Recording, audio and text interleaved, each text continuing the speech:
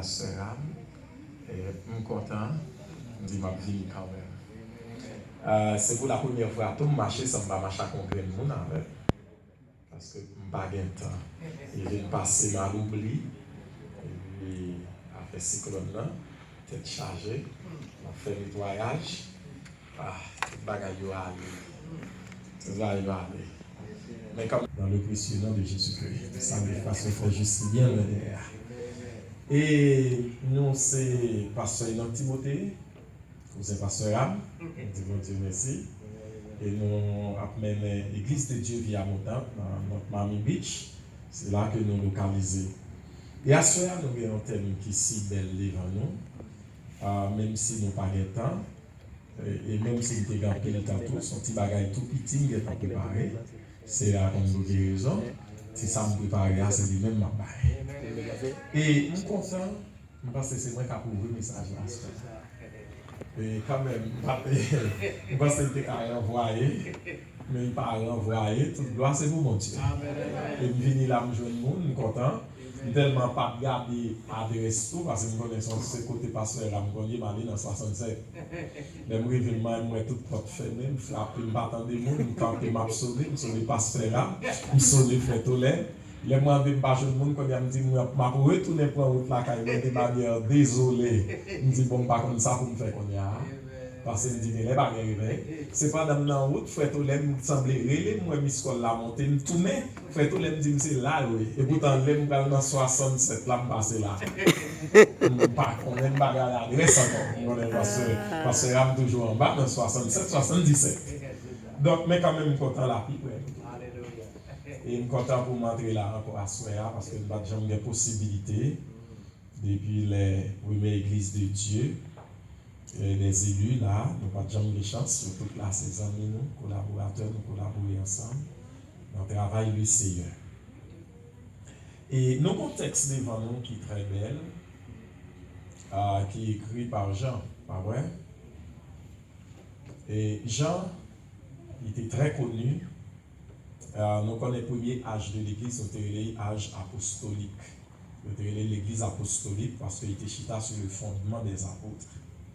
Et Jean qui écrit ça, c'est une parmi les apôtres qui était plus jeune, et c'est lui-même qui mourit en dernier. C'est lui qui mourit en dernier. Et c'est avec tout, on est capable de dire église apostolique pour en faire. Parce que nous ne pouvons pas changer apôtres dans la dimension des 12 apôtres encore. Même si je dis à nous avons des apôtres, nous avons des têtes apôtres, mais nous ne pouvons pas changer apôtres dans la dimension ça. Eh bien, là nous prenons le texte là, 1 Jean chapitre 1er, le verset 9, et il y a un sujet, si tu confesses tes péchés, l'Éternel est juste pour te pardonner.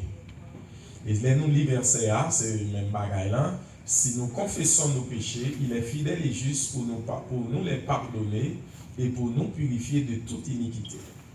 Nous pardonner et nous purifier de toute iniquité. Et là, nous prenons le verbe confesser. Il n'a pas une seule connotation. Le verbe confesser n'a pas une seule connotation, il y a plusieurs connotations. Et lorsqu'on dit confesser, on est capable de dire, ce n'est pas seulement confesser péché, mais confesser le nom de Jésus-Christ. Et chaque fois on parle de confesser et de confession et reniement, ou toucher un aspect eschatologique. Ça fait dire eschatologique parce que vous parlez de futur. Confesser le nom de Jésus-Christ capable de mener dans le salut éternel. Et renier le nom de Jésus-Christ capable de mener dans la perdition éternelle. C'est ça que fait chaque fois on parle de confession et de reniement, et bien c'est deux points eschatologiques. Et si vous regardez les Jésus-Christ a parlé dans Matthieu chapitre 10, côté Jésus a fait une déclaration dans Matthieu chapitre 10, sous Tarène Libarène, pour faire un petit coup de garder Matthieu chapitre 10, ou après côté Christ fait une déclaration dans les versets Matthieu 10, verset 32 et verset 33, il dit, c'est pourquoi quiconque se déclarera publiquement pour moi, je me déclarerai moi aussi pour lui devant mon Père qui est dans les cieux. Mais quiconque me reniera devant les hommes, je le renierai aussi devant mon Père qui est dans les cieux. N'importe qui prend position pour moi, qui parle, qui lève nom bien ou publiquement, qui prend position, dit c'est pour moi, eh bien, ma fière de monde ça tout devant papa dans le ciel là.